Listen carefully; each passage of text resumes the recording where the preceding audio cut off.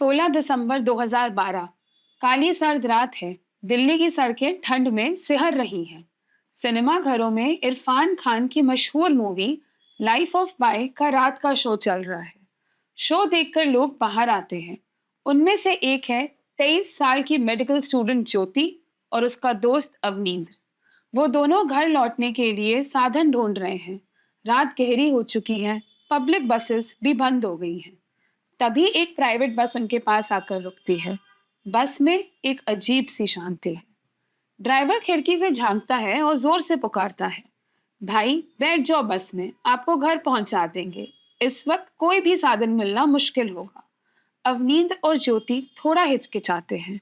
रात का वक्त है, बस लगभग खाली है, लेकिन बाहर कड़ाके की ठंड है और देर भी काफी हो चुकी है। इसलिए दोनों थक हार कर बस में बैठने का निर्णय लेते हैं। दोनों इस बात से बेखबर हैं कि बस में 6 राक्षस सवार हैं। राम सिंह, अक्षय ठाकुर, पवन गुप्ता, विनय शर्मा, मुकेश सिंह और एक 17 साल का नाबालिग। ये सभी दरिंदे नशे में धुत अपनी बुरी नीयत के साथ घूम रहे हैं। अचानक ड्राइवर राम सिंह बस का रास्ता बदल देता है। अवनींद्र तुरंत उसे टोकता है, भाई शायद तुमने टर्न गलत ले लिया, ये रास्ता सही नहीं है। राम सिंह कुटिल मुस्कान के साथ जवाब देता है, चिंता मत करो, तुम लोगों को सही रास्ते पर पहुंचा देंगे। इस बात पर बहस शुरू हो जाती है और देखते ही देखते स्थिति हाथापाई में बदल जाती है। अवनींद्र और ज्योति पूरी ताकत से अपना बचाव करते हैं, लेकिन उन 6 राक्षसों की बर्बरता के आगे अकेले पड़ जाते हैं। वे अवनींद्र को नीचे गिरा उसका पर्स, पैसे सब छीन लेते हैं।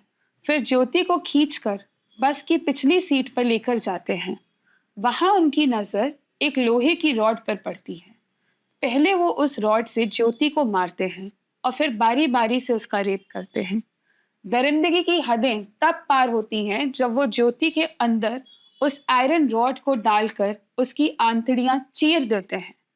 तकरीबन 1 घंटे के बाद ये हैवान खून से लथपथ ज्योति और अवनींद्र को घसीटते हुए बस के दरवाजे पे ले जाते हैं और फिर चलती बस से सड़क पर फेंक देते हैं। इसके बाद ये वहां से फरार हो जाते हैं। अधमरी हालत में अवनींद्र को किसी तरह होश आता है।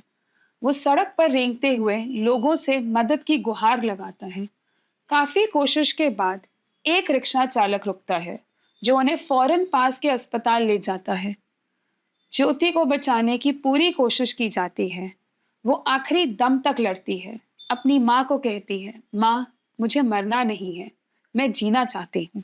मगर उसका शरीर इस क्रूरता को बर्दाश्त नहीं कर पाता। 29 दिसंबर 2012 को ज्योति हमें हमेशा के लिए छोड़कर चली गई।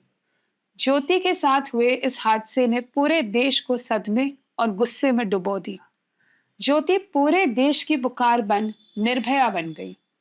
देश की सड़कों पर लाखों लोग न्याय की मांग करने लगे।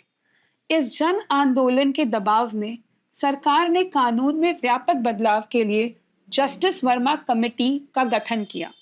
इस कमेटी की सिफारिशों के आधार पर आपराधिक कानून संशोधन अधिनियम यानी क्रिमिनल लॉ अमेंडमेंट एक्ट 2013 पारित हुआ।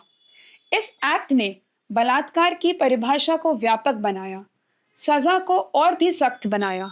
गैंग रेप पर 20 साल की उम्र कैद, अगर महिला की मौत हो जाए या उसे गंभीर चोट लगे तो फांसी। नए अपराध जैसे स्टॉकिंग, आम भाषा में पीछा करना, वॉयरिज्म, छुप कर देखना और एसिड अटैक, तेजाब फेंकना जोड़ा गया।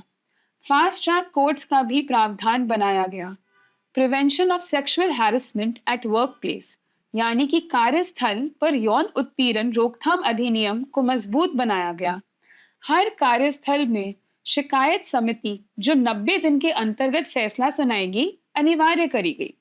साथ ही बच्चों के खिलाफ यौन अपराध संरक्षण अधिनियम यानी protection of children from sexual offences act POCSO 2012 को भी मजबूत किया गया। बच्चों के खिलाफ किसी भी यौन स्पर्श को अपराध बनाया। न्यूनतम 10 साल की सख्त सजा दी गई और गंभीर मामलों में फांसी का प्रावधान जोड़ा गया। हर जिले में विशेष पॉस्को अदालतें बनाई गईं जो 1 साल के अंदर फैसला सुनाएंगी। निर्भया की लड़ाई व्यर्थ नहीं गई। उसकी चीखों ने समाज की चुप्पी को तोड़ा, लेकिन लड़ाई अब भी जारी है। राष्ट्रीय अपराध रिकॉर्ड ब्यूरो एनसीआरबी के आंकड़े कुछ और ही जमीनी हकीकत बयान करते हैं। आज भी इस देश में 31,000 से ज्यादा रेप केसेस एक साल में दर्ज होते हैं और सजा सिर्फ 27% केसेस में। मतलब कि 100 में से बस 27 केसेस में सजा दी जाती है। पॉस्को की अदालतें तो बनाई गईं और एक साल में फैसला सुनाने का वादा किया गया, फिर भी 2.5 लाख केसेस अभी भी पेंडिंग है। अगले वीडियो में कुछ इन्हीं आंकड़ों और जमीनी हालातों पर नजर डालेंगे।